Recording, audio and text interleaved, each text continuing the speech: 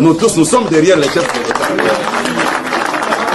Tous les désordres que vous voyez ici, aujourd'hui dans les partis, même les Rwandais est derrière ces désordres ici. Je vous dis que même les Rwandais sont derrière. Vous savez pourquoi?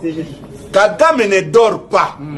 Il veut à tout prix voir Félix Tshisekedi quitter le pouvoir et que lui reste. Ça ne se fera jamais.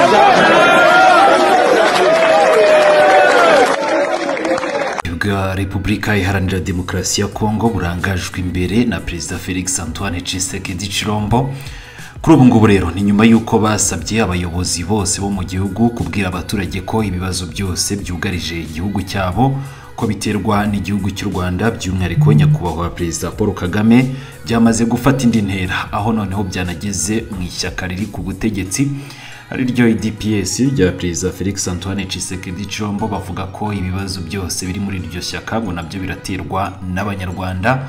Si byo gusa, tugiye kuba tubigarukaho muri iyi nkuru yacu. Ni ibintu mu by'ukuri byamaze noneho kongera guca igikuba ku mbuga nkoranyambaga nyuma yuko ku munsi w'ejo ubwo bari bateranye ayo mashusho yagiye hanze bagaragaza ko ibibazo byose byugarije iri shyaka ko biri guterwa n'abanyarwanda. Benshi rero ku mbuga nkoranyambaga bongeye gucika ururondogoro batanga ibitekerezo bitandukanye ku birebana n'ayo magambo yatangajwe n'umuyobozi mukuru w'ishyaka rya IDPS. Ni nayo makuru tugiye kuba tugarukaho rero. Riba hasi yanditse subscribe, tugiye dukomeza kubana 5 kuri 5 mu nkuru zitandukanye tugenda tukugezaho.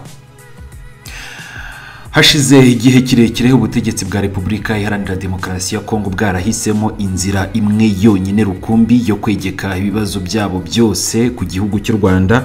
Ibyo rero bakabinyuza mu kwirirwa bavuga igihugu cy'u Rwanda aho bagiye hose. Twagiye tubibona mu bihe bitandukanye bw'abayobozi bakuru muri Repubulika Iharanira Demokarasi ya Kongo bagiye bitabira inama zitandukanye mu bice bitandukanye by'isi, by'umwihariko Perezida Tshisekedi na hanu na hamwe yigeze akandagira gahave atavuze igihugu cy'u Rwanda cyangwa se nyakubahwa Perezida Paul Kagame. Yewe rero no mu rugendo aherukamo mu gihugu cy'abaturanyi cy'u Burundi mu nama ya Komesa, ni Perezida Tshisekedi n'ubundi wahavuye yongeye kuvuga izina u Rwanda mu kanwa ke. Ibi rero noneho byavuye mu mahanga bigera noneho mu gihugu imbere, aho bashaka kugaragariza abaturage ba Repubulika Iharanira Demokarasi ya Kongo ko ibibazo byose byugarije igihugu cyabo cyangwa se ko ibibazo byose kuri ubu ngubu byabananiye gukemura, ko byose ari igihugu cy'u Rwanda kibiteranye. Muri urwo rwego rero ku munsi w'ejo ubwo Augustin Kabuya yari yateranye n'abanyamuryango b'ishyaka rya IDPS, nawe rero yongeye kubikomozaho agaragaza ko ibibazo byose biri imbere mu ishyaka ryabo rya IDPS ngo biraterwa n'igihugu cy'u Rwanda, ngo nicyo cyabaciyemo ibice. We rero yanarenze rwose umurongo utukura, agera havuga ko nyakubahwa Perezida Paul Kagame ngatakiryama ngo kubera ko yifuza ko Perezida Tshisekedi yava ku butegetsi. Aha rero watangiye ukurikira agace gato cyane k'amashusho uyu muyobozi abigarukaho. Yagiraga ati twese rero turi inyuma y'umukuru w'igihugu, uburyarya bwose mubona hano uyu munsi mu ishyaka ryacu n'abanyarwanda rwose bafite uruhare muri ibyo byose. Ndababwira ko ari abanyarwanda babigiramo uruhare. Muzi impamvu Kagame nta na rimwe asinzira, arashaka cyane kubona perezida wacu dukunda Felix Tshisekedi ava ku butegetsi kugira ngo rwose arebe uzamusimbura ariwe bakorana. Niyo mpamvu rero ataryama ngo asinzire. Ayo rero niyo magambo yatangajwe n'uyu Augustin Kabuya uhagarariye ishyaka rya IDPS. Ubwo rero nawe yongeraga kugaragaza ko ibibazo byose biri muri iryo shyaka ryabo kuko biterwa n'igihugu cy'u Rwanda. Ibi rero byongeye gukomozwaho cyane n'abakongomani ku mbuga nkoranyambaga, bahise bagaragaza ko ibingibi bitangiye kuvugwa mu rwego rwo kugira ngo Perezida Tshisekedi azabone uko yongera kwiyongeza izindi mpanda. Akaba ariyo mpamvu rero akomeje kugenda yegeka ibibazo byose ku gihugu cy'u Rwanda, banagaragaza ko yanzwe cyane n'igihugu cy'u Rwanda, ngo akaba ariyo mpamvu rero nabo bagomba kumushyigikira bakifatanya kugira ngo bamugumishe ku butegetsi. Cyakora cyo rero abandi bakongomani nabo bakomeje kugenda bagaragaza ko igihugu cyabo ko nta butegetsi gifite, bakavuga ko igihugu cyabo cyabuze ubuyobozi bufatika, ko impamvu rero mu by'ukuri igihugu cyabo gikomeje kugana habi kari ubuyobozi bubi. bakagaragaza ko iri shyaka rikwiriye gutanga ubutegetsi. Ni iri shyaka rero riyobowe na Perezida Tshisekedi uri ku butegetsi wanahisemo rwose gukorana n'abajenosideri. Kuri ubu ngubu harabarurwa imitwe y'abanyarwanda ikomoka ku bajenosideri ndetse n'abanzi b'u Rwanda igera ku 8 yose iri kwibere rya Perezida Tshisekedi. Reka nayo tuyigarukeho umwe ku wundi muri iyi nkuru yacu. Tudatinze ku mwanya wa mbere turahasanga Ruharwa, ni umutwe wa FDLR Foka. Uyu rero ni umutwe witwaje intwaro ufite imbaraga zikomeye cyane rwose ari muri Repubulika Iharanira Demokarasi ya Kongo, ndetse ufatwa nk'intandaro y'umutekano muke mu burasirazuba bw'iki gihugu no mu karere k'ibiyaga bigari muri rusange.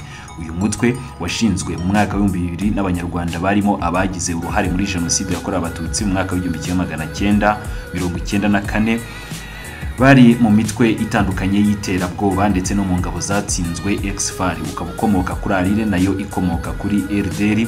Imitwe yombi yavugaga ko iharanira gucyura abanyarwanda bahungiye muri Repubulika Iharanira Demokarasi ya Kongo. Abarwanyi ba FDLR nk'uko izina ryabo ribisobanura, bavuga ko bafite umugambi mubisha ngo wo gutaha mu gihugu cy'u Rwanda baturutse mu burasirazuba bwa Repubulika Iharanira Demokarasi ya Kongo, igihugu bakoreyemo ibyaha bitandukanye byatumye imiryango mpuzamahanga inabafatira ibihano. Ni benshi mu bayobozi b'uyu mutwe bagiye bafatirwa ibihano n'ibihugu bitandukanye ndetse n'imiryango mpuzamahanga. Ikindi kandi uyu mutwe wanemejwe nk'umutwe w'iterabwoba n'ibihugu bitandukanye birimo na Leta Zunze Ubumwe za Amerika. FDLR turimo kuvuga iyobowe na Ntawunguka Pacifique alias ni General Omega, ni ku rwego rwa gisirikare. Ubu rero yifatanya n'ingabo za Repubulika Iharanira Demokarasi ya Kongo mu ntambara yo kurwanya undi mutwe wa M23 mu ntara Kivu y'Amajyaruguru. Uyu mutwe nkasoza nibutsa ko uhabwa ubufasha bwose bushoboka na Leta ya Repubulika Iharanira Demokarasi ya Kongo, ni mu mirimo itandukanye irimo rero nko guhabwa imyitozo ya gisirikare. Nitwabura no kuvuga ko iki gihugu kinarenzaho kikabaha n'amafaranga menshi cyane nk'uko raporo za Loni zagiye zibigarukaho. Ku mwanya wa kabiri turahasanga CNRD Ubwiyunge. Iyi CNRD ni umutwe witwaje intwaro urwanya leta y'igihugu cy'u Rwanda washinzwe na Wilson Irategeka. Ubwo rero yiyomoraga kuri FDLR hari muri Gicurasi 2016, ni nyuma yo kutumvikana n'abayobozi ba FDLR. Abarwanyi ba CNRD Ubwiyunge bafite ibirindiro mu ntara ya Kivu y'Amajyepfo, bumvikanaga bahanganye kenshi na bagenzi babo bo muri FDLR bayoborwaga na Sylvestre Mudacumura mu minsi yakurikiye ugutandukana kwabo. Hari abarwanyi ba CNRD bari barasigaye muri Kivu y'Amajyaruguru, ariko nanone ubwo bashyirwagaho igitutu n'ingabo za RDC na FDLR basanze bagenzi babo muri teritwari zirimo iya Karehe na Fizi, hose ni muri Kivu y'Amajyepfo. Ibikorwa by'ingabo za Repubulika Iharanira Demokarasi ya Kongo mu mwaka wa 2019 byiswe Sokora. Icyo gihe ari Sokora ya mbere na Sokora ya kabiri, imwe yakoreraga muri Kivu y'Amajyepfo indi ikorera muri Kivu y'Amajyaruguru. Byafashe benshi rero muri abo barwanyi ba CNRD, abandi bahasiga ubuzima. Ni abarwanyi bayo benshi cyane rwose icyo gihe boherejwe mu gihugu cy'u Rwanda, abandi baricwa. Irategeka nka boss mukuru we icyo gihe yaburiwe irengero. Ni nyuma yo gusa nisenyutse abarwanyi bake ba CNRD barokotse ibyo bitero by'ingabo za RDC, biyunze ku mutwe wa FRN. nawo turaza kugarukaho mu kanya gato cyane. Uyu wo umaze igihe rwose mu ishyamba ry'ikibira, binavugwa ko nawo waba uhabwa ubufasha n'igihugu cy'abaturanyi cy'u Burundi. Turaza kugarukaho nawo mu kanya gato cyane. Ku mwanya wa gatatu tuhasanga umutwe wa Rudurunana. Rudurunana rero uyu ni umutwe washinzwe n'abarwanyi biyomoye n'ubundi kuri FDLR mu mwaka wa 2007, ni nyuma y'amakimbirane bagiranye n'ubuyobozi bwa FDLR Foka. Yari amakimbirane ashingiye ku kugabana amafaranga icyo gihe binjizaga. Ndibabaje Jean Damascene alias Musare niwe washinze uyu mutwe. Icyo gihe yari afite abarwanyi barirwa mu magana bagenzuraga sheferi ya Bwisha na Bwito, ni mu teritwari ya Rucuru. Intege nke rero za Rudurunana zaje gukomeza kwiyongera, ubwo rero n'ubundi bagabwagaho ibitero mu bihe bitandukanye, maze rero baza guhitamo kwiyunga kuri FDLR. Bitangira icyo gihe bakorera hamwe n'indi mitwe itandukanye irimo nka za Nyatura igizwe n'abanyekongo b'abahutu. Ni mu bikorwa byibasira abasivile muri Kivu y'Amajyaruguru, ariko nanone cyane cyane bakibasira abo mu bwoko bw'abatutsi. Muri Gashyantare 2016 uyu Musare yarapfuye urupfu rw'amayobera, asimburwa na Afrika Jean Michel. Icyakoze abanyekongo bagasobanura ko ari umusaruro w'amakimbirane yatutumbye hagati y'imitwe y'abahutu n'iy'abandande. ubwo Afrika yayoboraga ni nabwo rero Rudurunana yagabye igitero karahabutaka mu karere ka Musanze hano mu gihugu cy'u Rwanda hari mu kwakira 2019 cyatwaye ubuzima bw'abanyarwanda b'inzirakarengane 14 abandi benshi barakomerekana mu gushyingo 2019 Afrika yiciwe mu bitero by'ingabo za RDC twagarutseho byiswe Sokora yari Sokora ya mbere n'iya kabiri. Nshimiyimana Cassier alias Gavana nawe rero wari mu bayobozi bakuru ba Rudurunana yicwa mu Kuboza 2022. Rudurunana ivugwaho gukorana n'umutwe wa RNC uwo nawo turaza kugarukaho mu buryo burambuye washinzwe na Kayumba Nyamwasa na FRN ifite ibirindiro mu ishyamba rya Kibira mu gihugu cy'abaturanyi cy'u Burundi. Dukomeje rero hari umutwe wa Nyatura CMC uyu nawo turaza kugarukaho ku mpamvu ugiye kumenya. Imitwe ya Nyatura ivuga ko irwanira uburenganzira bw'abanyekongo bo mu bwoko bw'abahutu ikomoka ku mutwe wa Pareko nawo rero ukomoka kwishyira hamwe ry'abahinzi ryamenyekanye nka Magrivi. Nyatura na FDLR bihuje ingengabitekerezo yo kwanga abatutsi bose aho bava bakagera, ndetse iyi mitwe ikunze kwifatanya mu bikorwa bigamije guhungabanya umutekano mu burasirazuba bwa Repubulika Iharanira Demokarasi ya Kongo n'akarere kose muri rusange. Ni mu gihe imitwe ya Nyatura ikomeje kwifatanya n'ingabo za Repubulika Iharanira Demokarasi ya Kongo mu kurwanya umutwe wa M23 w'abanyekongo yagiye yumvikana yigamba ko inafite umugambi noneho wo gutera igihugu cy'u Rwanda. Niyo mitwe ivuga ko ishinja u Rwanda ngo kwinjira ku butaka bwa Repubulika Iharanira Demokarasi ya Kongo. Nyatura igize ihuriro rya Wazalendo kuva mu mwaka wa 2022 aho rero bifatanya n'ingabo za leta mu kurwanya umutwe wa M23. Hari undi mutwe nawo tugiye kubanza kugarukaho nawo ufite aho uhuriye cyane n'igihugu cy'u Rwanda ni FDC Guides. Iri ni izina uyu mutwe wakuye ku ruhare abarwanyi bawo bagize ubwo rero icyo gihe bahigaga ingabo z'u Rwanda n'iza Kongo mu mwaka wa 2011 ni mu bitero byo gusenya FDLR. Abarwanyi b'uyu mutwe bo ntabwo bashakaga ko umutwe wa FDLR wasenywa, nicyo gihe rero bahise bihuriza hamwe batangira guhiga ingabo z'u Rwanda n'iza RDC zari muri iyo operasiyo. Uyu mutwe waje guhinduka umutwe witwaje intwaro wihariye maze ufata izina ry'ingabo zo kurinda Kongo FDC uyoborwa na Butu Rwanda Sharire Mbura n'undi uzwi nka Madraguru. Bakoranaga nk'abarwanyi baturukaga muri Tembo. Abahunde bari bafite ibirindiro hagati ya teritwari ya Masisi na Walikale. Mu mwaka wa 2013 bamwe rero mu barwanyi b'uyu mutwe baje kwiyomora kuri uyu mutwe maze bashinga undi mutwe witwaga Guides MAC uyoborwa na Mbura. Uyu mutwe kandi wa FDC Guides kuri ubu ngubu ukaba uyoborwa na Butu Rwanda, ukaba uri no mu bikorwa byo gucukura amabuye y'agaciro muri teritwari ya Masisi. Ku mwanya dukurikijeho wa gatanu turahasanga umutwe wa boss mukuru Kayumba Nyamwasa ni P5 ijyana na RNC. P5 yo twagiye tuyigarukaho mu myaka yashize. Iri ni ihuriro ry'imitwe yitwaje intwaro y'abanyarwanda ifite umugambi mubisha wo guhungabanya umutekano w'igihugu cy'u Rwanda. Iyi mitwe yose ikomoka ku mashyaka nka RNC ni Rwanda National Congress, Amahoro PC, hakaza FDU Inkingi, iyi ni Ingabire Umuhoza Victoire uri hano mu gihugu cy'u Rwanda.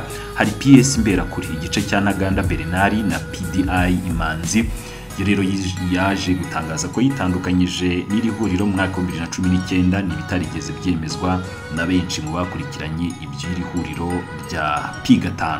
Iri huriro rero ryatangiye ibikorwa mu burasirazuba bwa Repubulika Iharanira Demokarasi ya Kongo mu mwaka wa 2017 rishakisha abarwanyi mu nkambi z'impunzi zitandukanye no mu karere k'ibiyaga bigari kugira ngo izo mpunzi zize gufasha iri huriro mu mugambi wo kugaba ibitero ku gihugu cy'u Rwanda. Ni mu Kuboza 2017 polisi ya Uganda n'iya Tanzania bataye muri yombi impunzi 40 ziganjemo urubyiruko zari zijyanywe mu myitozo ya P5 muri Repubulika Iharanira Demokarasi ya Kongo. Nkibutsa ko kandi abari muri Tayadi Habibu Mudasiro wari umwe mu bayobozi bakuru yaje gutabwa muri yombi mu mwaka wa 2019, ariko ibikorwa by'iri huriro ntabwo byigeze bihagarara, ndetse hari n'amakuru yo kwizerwa aherutse kutugeraho yemeza ko muri Nzeri uyu mwaka 2024 Kayumba Nyamwasa n'ubundi yerekeje i Kinshasa muri gahunda zo guhura n'abayobozi bakuru ba FDLR n'aba Repubulika Iharanira Demokarasi ya Kongo kugira ngo bafatanye mu mugambi wo guhungabanya umutekano w'igihugu cy'u Rwanda no kurebera hamwe uko bakongera kuzura iyo P5. Ku mwanya ukurikiyeho turahasanga noneho FRN yiyo irazwi cyane mu gihugu cy'abaturanyi cy'u Burundi. uyu ni umutwe wa FLN watangiye kugaba ibitero mu majyepfo y'uburengerazuba bw'u Rwanda hari mu mwaka wa 2018 ukaba waragiye utera hanini uturutse mu ishyamba rya Kibira ndetse rero wanavuzweho gukorana na leta y'igihugu cy'abaturanyi cy'u Burundi ntabwo twabura kubivuga. Uyu mutwe uyoborwa na Hakizimana Antoine alias Jeva wacitse intege ubwo rero abayobozi bakuru bawo barimo Paul Rusesabagina, Majoro Karexte Sankara uvugiraga batabwaga muri yombi uza rero kwiyungura inama yo kujya gukorana na CNLD muri Kivu y'Amajyepfo. CNLD twaje kwigarukaho ko yaje kwiyomora kuri FDLR kaza guhungira muri Kivu y'Amajyepfo igacibwa intege. Ibyo byose twagiye tubigarukaho n'ubundi hejuru. Ubu bufatanye rero bwatangiye mu gihe CNLD nayo yari imaze igihe rwose isa n'iyacitse intege nk'iyasenyutse ni nyuma y'ibitero bikomeye cyane yagabweho n'ingabo za RDC mu mpera z'2019 byatumye abenshi mu bari bagize uyu mutwe bafatwa boherezwa mu gihugu cy'u Rwanda ndetse na Wilson Irategeka wari warayishinze ahasiga ubuzima. FLN iracyakorera mu ishyamba rya Kibira mu gihugu cy'abaturanyi cy'u Burundi no muri teritwari ya Karehe na Fizi ni muri Kivu y'Amajyepfo. Umugambi wayo no guteranga igihugu cy'u Rwanda ngikaza guhungabanya umutekano yo no gukuraho ubutegetsi. Twagiye tubumva kenshi muri iryo shyamba bifatanya n'ingabo z'u Burundi ariko buri gihe bagakubitwa n'inkuba batabaga bazi aho iturutse. Dusa rero nabagana ku musozo uyu mutwe ndaza kugarukaho kubera ko nawo ahanini waje kuvugwa cyane ku bitero wateguye ku gihugu cy'u Rwanda n'umutwe wa ADF cyangwa se Allied Democratic Forces. Uyu ni umutwe w'iterabwoba washinzwe n'abarwanya ubutegetsi bwa Uganda mu mwaka wa 1995 nyuma y'umwaka umwe uza kwimukira mu burasirazuba bwa Repubulika Iharanira Demokarasi ya Kongo.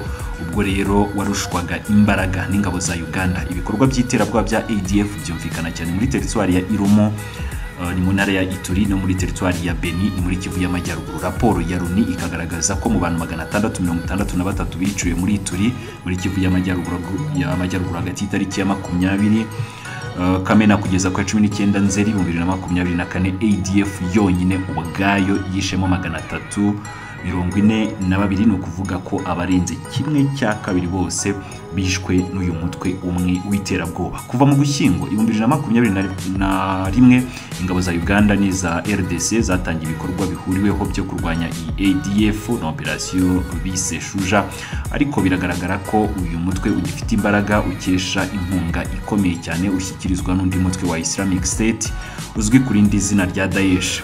Ni mu Kwakira 2021 urwego rw'igihugu rw'u Rwanda rw'ubugenzacyaha rwemeje ko ubufatanye n'inzego z'umutekano hafashwe abantu 13 ni muri Kanama na Nzeri bakekwagaho gukorana n'umutwe w'iterabwoba wa ADF ni mu mugambi wo gutera ibisasu ahantu hatandukanye mu mujyi wa Kigali.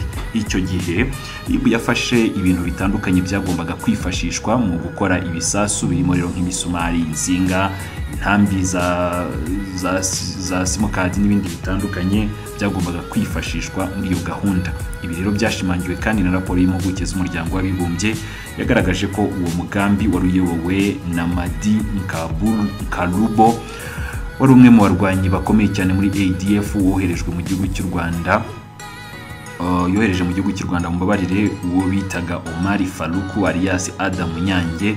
Uyu Nyange ngo yagombaga kwifatanya n'umunyarwanda Ismail Niyonshuti winjiye muri ADF muri Werurwe 2021 ubundi ngo bagashyira mu bikorwa uwo mugambi mubisha. Muri rusange rero niyo mitwe hanini y'abanyarwanda ibarizwa mu burasirazuba bwa Repubulika Iharanira Demokarasi ya Kongo. Twumvishamo n'umwe mu gihugu cy'abaturanyi cy'u Burundi ariko n'ubundi yose inkomoko ni kuri FDLR bagiye bashwana mu bihe bitandukanye ababiyomoyeho nabo bagakora indi mitwe.